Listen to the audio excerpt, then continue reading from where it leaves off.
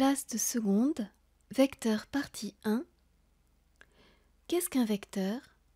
Vecteurs égaux. Coordonnées d'un vecteur dans un repère.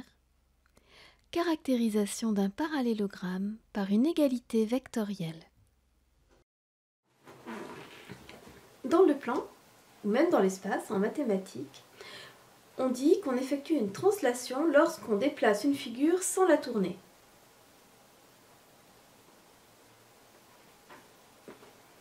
Et ce déplacement va être défini par un vecteur. Donc le vecteur, ce qu'on va appeler le vecteur, c'est ce qui va correspondre à ce déplacement, qui a été fait selon une certaine direction.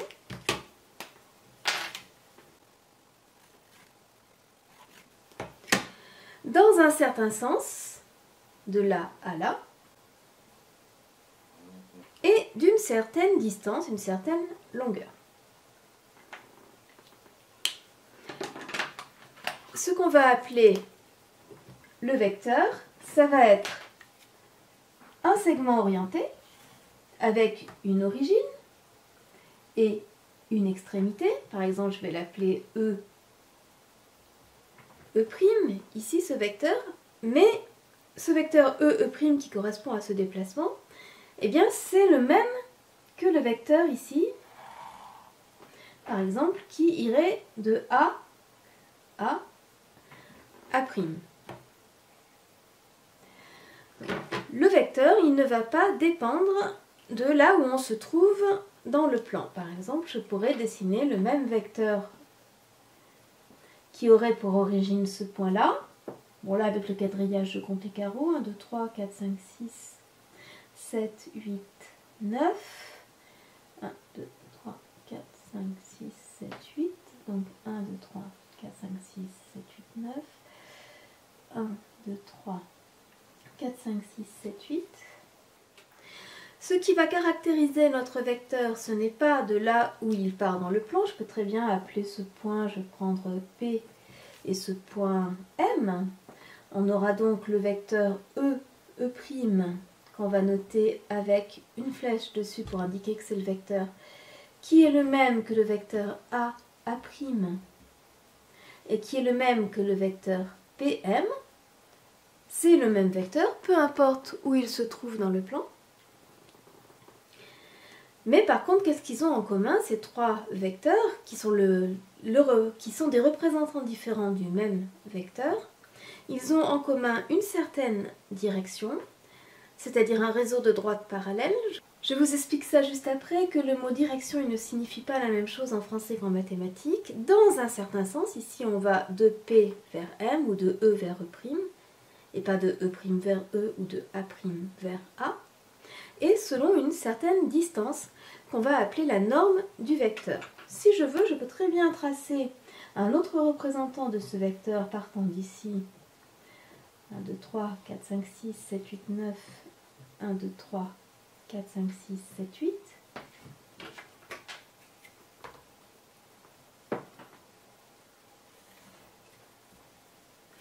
Ne même pas nommer ses extrémités, dire simplement qu'il va s'appeler le vecteur U.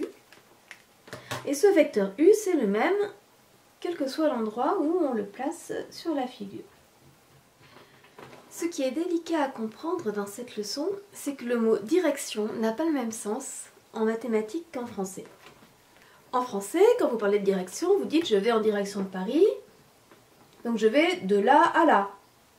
La direction Paris-Lyon ou la direction Lyon-Paris, ce n'est pas la même en français. En fait, ce que vous appelez direction en français, c'est ce qu'on va appeler le sens dans notre leçon sur les vecteurs. Parce qu'en mathématiques, ce qu'on va appeler une direction, c'est ceci. J'aurai une autre droite parallèle, et bien ici, elle aurait la même direction. J'effectuerai le déplacement d'ici à là ou de là à là, et bien j'aurai la même direction que Paris-Lyon. Donc ce qu'on va appeler direction en mathématiques, c'est un réseau de droites parallèles. Et on dira que deux vecteurs ont la même direction. On apprendra dans la leçon suivante d'ailleurs que c'est pratiquement la même chose de dire qu'ils sont collinéaires, à une petite exception près. deux vecteurs auront la même direction si et seulement si, eh bien, ils ont des supports parallèles. Là, je vous dessine des vecteurs qui ont tous la même direction.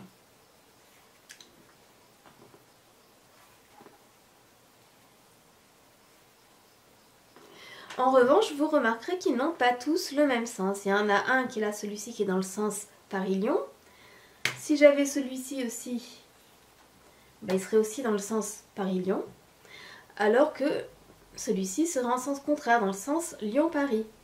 Donc ce qu'on appelle direction, c'est la notion de parallélisme, et ce qu'on va appeler sens, c'est ce qui va être désigné par la flèche du vecteur.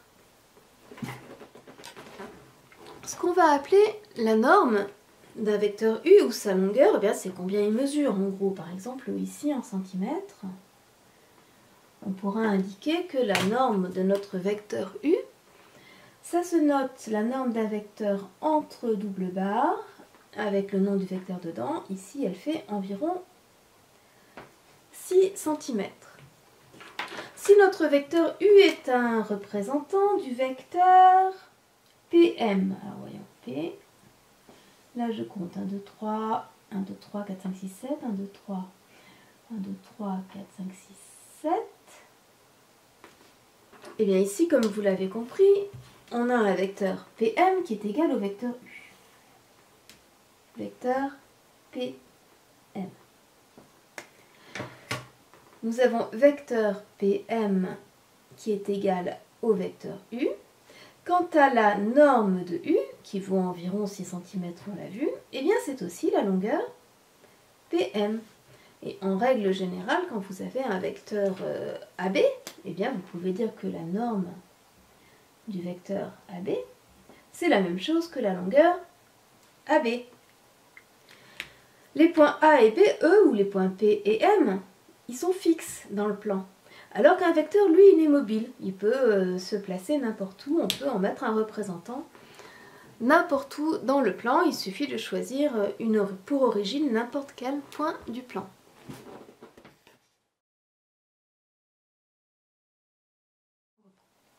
Donc vous voyez qu'un vecteur est caractérisé, non pas par là où il se trouve dans le plan, mais par sa direction, son sens et sa norme. Pour que vous ayez bien compris ces notions, je vous lance 3 petits défis. Premier défi, dessiner 2 vecteurs ayant même direction, même sens, mais pas la même norme. Arrêtez la vidéo et essayez d'imaginer ce que c'est.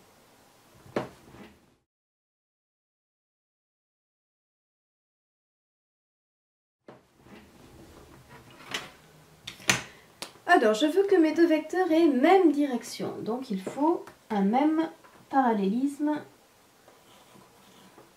entre mes droites. Je pourrais même les dessiner sur la même droite si j'avais envie, parce que 2 vecteurs portés par la même droite auraient forcément même direction. Tiens, je vais faire un petit parallélogramme. Voilà, je trace 2 droites parallèles. Je veux que mes 2 vecteurs aient la même direction, donc ils vont être portés par 2 droites parallèles. Le même sens, c'est-à-dire que si je vais de en bas à droite, en haut à gauche pour l'un, bah, je ferai pareil pour l'autre. Tiens, on va faire ça.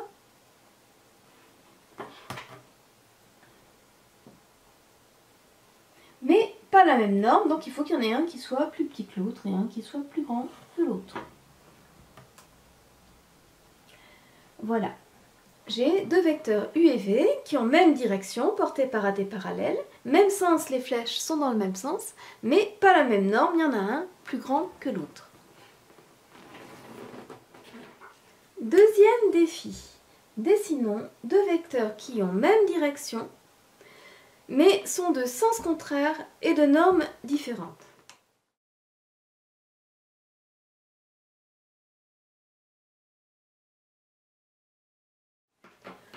Alors pour la même direction, bah, même chose, je vais tracer 2 droites parallèles.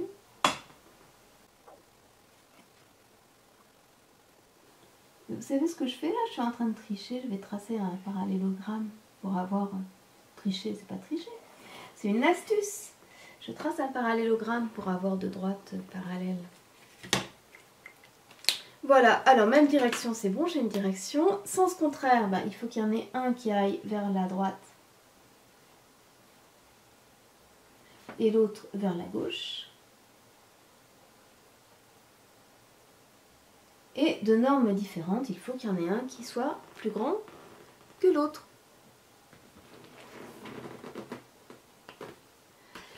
Troisième défi, dessinons deux vecteurs ayant même norme mais pas même direction. Pourquoi je ne parle pas de sens ici? C'est parce que si déjà les vecteurs ils n'ont pas la même direction, ils ne pourront pas avoir le même sens. Il faut déjà qu'ils aient même direction pour pouvoir définir leur sens.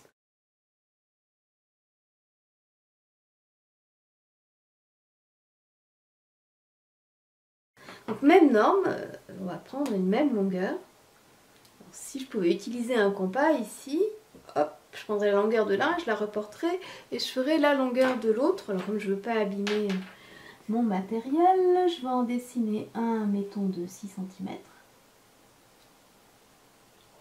que j'appelle U, et un autre de direction différente, mais qui est 6 cm aussi,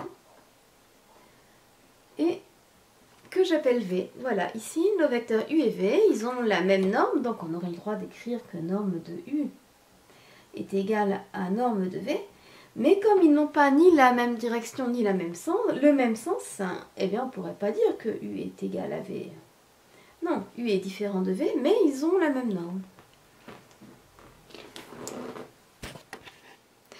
À quoi va nous servir cette notion de vecteurs égaux en géométrie?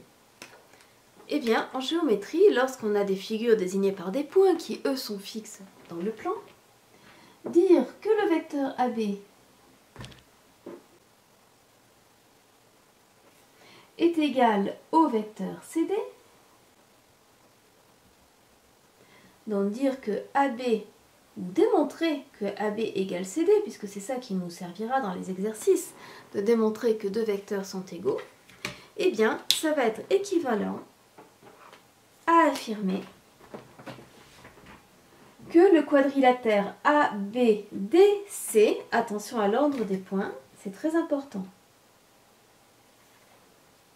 ABDC, et non pas ABCD, parce que si je traçais ABCD, je ferais comme ça. AB, BC, CD, DA, j'aurais un quadrilatère croisé.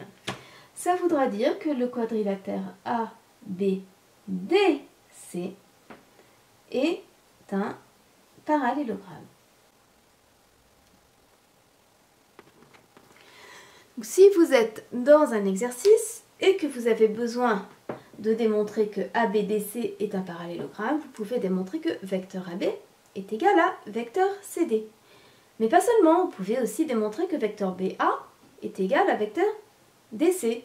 Ça fait que changer l'ordre des points, ou que vecteur BD est égal à vecteur AC. Tout ça, ça va être équivalent avec le fait que ABDC soit un parallélogramme. Donc si je dis vecteur BA égale vecteur DC, c'est pareil. Ou si je dis vecteur BD égale vecteur AC, c'est pareil. Ça veut dire que ABDC est un parallélogramme. Et si je dis vecteur DB est égal à vecteur CA, eh bien c'est pareil, ça veut dire que ABDC est un parallélogramme. Imaginons que nous nous trouvions dans un repère et qu'on nous donne les coordonnées de 4 points, A, B, C, D. Donc les coordonnées pour A c'est moins 4, 4, B c'est 1, 6, C c'est 7, 2 et D c'est 2, 0. Et on vous demande le quadrilatère ABCD, cette fois, est-il un parallélogramme? Eh bien, pour savoir si votre quadrilatère ABCD est un parallélogramme ou non, vous allez calculer les coordonnées du vecteur AB et les coordonnées du vecteur DC. Et si vous trouvez les mêmes coordonnées pour ces deux vecteurs, AB et DC, cela aura prouvé que ABCD sera un parallélogramme. Oui, mais vous allez me dire, mais madame, on ne sait pas calculer les coordonnées d'un vecteur, vous nous avez pas dit. Bah, c'est pas du tout difficile de calculer les coordonnées d'un vecteur. Pour calculer les coordonnées d'un vecteur AB, vous calculez le déplacement, c'est-à-dire à combien vous êtes à l'arrivée, moins à combien vous êtes au départ. Ceci selon les x et selon les y. Donc les coordonnées d'un vecteur AB, ça sera xb moins xa pour son abscisse et yb moins ya pour son ordonnée. Alors, que vaut xb moins xa ici? Ben, regarde, xb c'est 6, xa c'est 4, pardon, attention, x c'est la première coordonnée, j'allais dire une bêtise. Xb c'est 1, xa c'est moins 4, donc on calcule 1 moins 4 pour l'abscisse. Pour l'ordonnée, on calcule yb 6 moins 4 pour l'ordonnée. Et notre vecteur AB va avoir pour coordonnées 1 plus 4 qui fait 5 et 6 moins 4 qui fait 2. Et vous savez que j'aime pas les écrire comme ça en ligne parce que je trouve qu'on s'y retrouve pas bien. Je vais vous donner comment vous les noterez plus tard d'ailleurs, la plupart du temps, les vecteurs, les coordonnées d'un vecteur. Au lieu de les noter en ligne, on les note en colonne. C'est-à-dire qu'ici, A, au lieu d'écrire moins 4, 4 l'un à côté de l'autre, on écrit moins 4 ici et 4 pour l'abscisse et 4 pour l'ordonnée. B, on indique 1 en abscisse, 6 en ordonnée. C, on indique 7 en abscisse et 2 en ordonnée. Et D, on indique 2 en abscisse et 0 en ordonnée. Vous allez voir, c'est encore plus pratique de les calculer en colonne. Alors, calculons les coordonnées du vecteur AB. Donc je le refais en colonne. Je fais xb moins xa pour l'abscisse et yb moins ya pour l'ordonnée. Ce qui nous donne, là ça se voit, xb moins xa, 1 moins 4, et en ordonnée, yb moins ya, 6 moins 4, ce qui va faire que vecteur AB aura pour coordonnées, comme on l'a vu, 5, 2. Vecteur CD, eh bien lui il aura pour coordonnées l'arrivée, ou c'est pas CD qui nous intéresse, c'est DC. On veut savoir si AB égale DC, attention au sens des vecteurs, j'allais me faire avoir, encore une fois. Alors, les coordonnées du vecteur DC, vous prenez l'abscisse de l'arrivée de l'extrémité xc moins l'abscisse du départ, moins xd, et pareil, l'ordonnée yc moins yd. Le vecteur DC va donc avoir pour abscisse xc, c'est-à-dire 7, moins xd, c'est-à-dire 2. Donc surtout ne pas se tromper dans les points, bien mettre l'arrivée avant le départ. Et yc qui vaut 2, moins yd qui vaut 0. Et notre vecteur DC va avoir pour coordonnées 5, 2. Vous venez de prouver que les vecteurs AB et DC ont les mêmes coordonnées. Ça nous prouve que les vecteurs AB et DC sont égaux. Et ça nous prouve que le quadrilatère ABCD, cette fois, puisque c'était AB et DC, est bien un parallélogramme.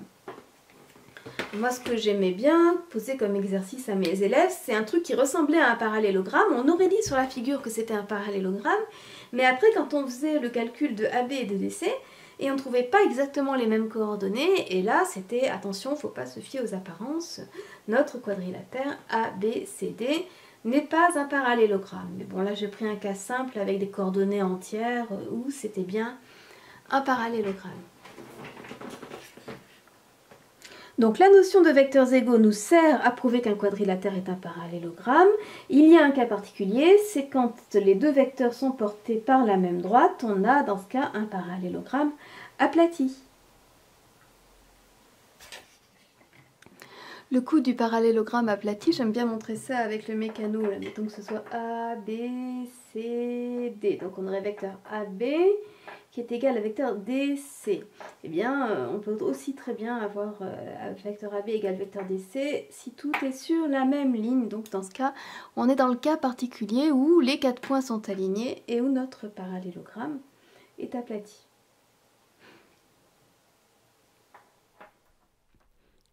Bilan de cette vidéo. Des vecteurs sont égaux sont des vecteurs qui ont même direction. Pensez, ils sont parallèles en gros. Même sens, le sens de la flèche. Et même norme, c'est-à-dire même longueur. La norme d'un vecteur U se note vecteur U entouré de deux doubles barres. Ici, les vecteurs AB, CC' et IJ sont trois représentants du même vecteur U. Ils ont même direction, même sens et même norme que U, même s'ils ne se trouvent pas au même endroit sur la figure. Dire que ABCD est un parallélogramme, éventuellement aplati, si les points A, B, C et D étaient alignés, ça équivaut à dire que le vecteur AB est égal au vecteur DC.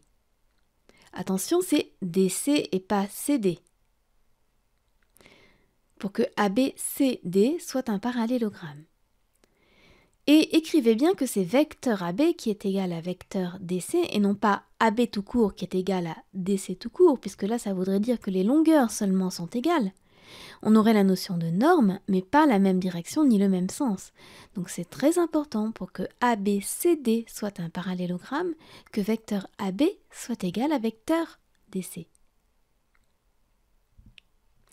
Et enfin, quand on est dans un repère, pour calculer les coordonnées d'un vecteur AB, si on connaît les coordonnées de A et les coordonnées de B, eh bien pour l'abscisse de AB, ça sera XB moins XA, l'abscisse de l'arrivée moins l'abscisse du départ, et l'ordonnée du vecteur AB, ce sera YB moins YA, l'ordonnée de l'arrivée moins l'ordonnée du départ, car on se souvient que un vecteur, à la base, c'est fait pour définir une translation, donc un déplacement, qui a un départ et une arrivée.